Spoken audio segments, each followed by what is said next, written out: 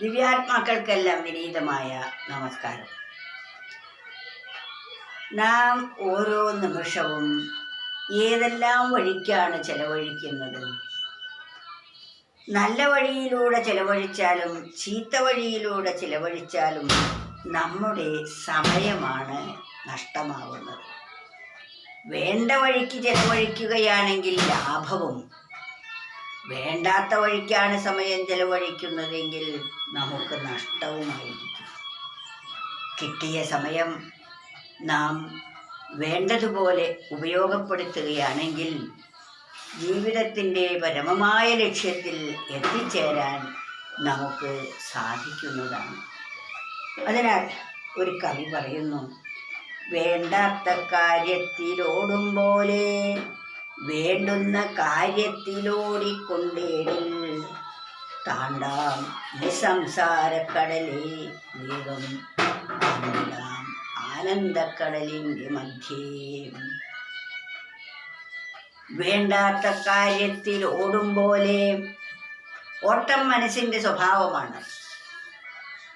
മനസ്സായി ആ ബ്രഹ്മതത്വം അല്ലെങ്കിൽ ആ പരമമായ സത്ത ചലനാത്മകമായപ്പോഴാണ് ബുദ്ധിയായി പരിണമിച്ചതും അത് വീണ്ടും ചലനാത്മകമായപ്പോഴാണ് മനസ്സായി മാറിയത്.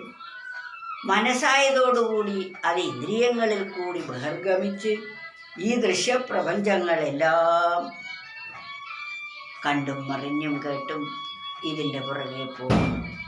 ഇതിൽ ഇഷ്ടാനിഷ്ടങ്ങൾ, രാഗദ്വേഷങ്ങൾ, കാമക്രോധാദികൾ, തെറ്റും ശരിയും, വിധി നിഷേധങ്ങൾ, ഇതെല്ലാം മനസ്സിൻ്റെ കൽപ്പനകളാണ്.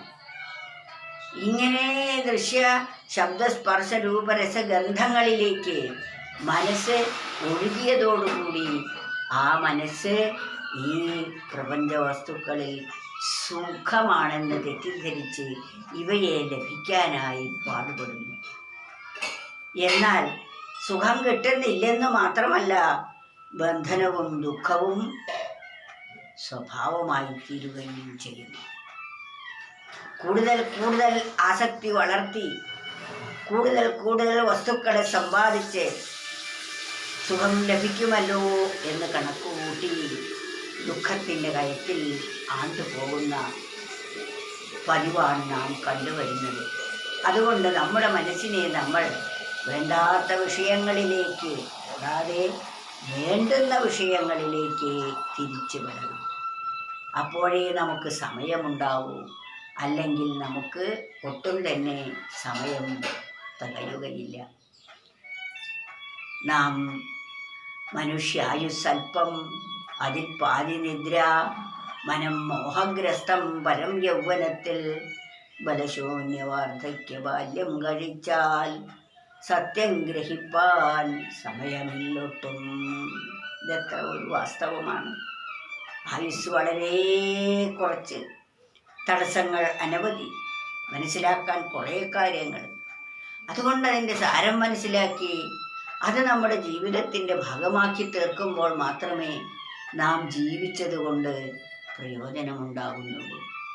നാം എന്തിനു വേണ്ടിയാണോ ഈ ലോകത്തിലേക്ക് വന്നിരിക്കുന്നത്, ഈ പരമലക്ഷ്യം അറിയുക എന്നതാണ്. അതിന് നാം ചെയ്യേണ്ടത് വേണ്ടാത്ത കാര്യത്തിലോടും പോലെ വേണ്ടുന്ന കാര്യത്തിലോടിക്കൊണ്ടേടിൽ താണ്ടാം ഈ സംസാരക്കടലേ മധ്യേ ആണ്ടിടാം ആനന്ദക്കടലിൻ്റെ മധ്യേ. താണ്ടാം ഈ സംസാരക്കടലിൽ വേഗം. ഈ സംസാരക്കടലിൽ നിന്നും നമുക്ക് കരയ്ക്ക് കയറാം. ആണ്ടിടാം ആനന്ദക്കടലിൻ്റെ മധ്യേ. ആനന്ദമാകുന്ന കടലിൽ നമുക്ക് ആണ്ട് മുങ്ങിക്കുളിക്കാം. ഈ ജഗത് ഭ്രമത്തിൽ നിന്നും നമുക്ക് രക്ഷപ്പെടാനും സാധിക്കും. വേണ്ടുന്ന വിഷയങ്ങളിലേക്ക് നാം ഓടുകയാണെങ്കിൽ.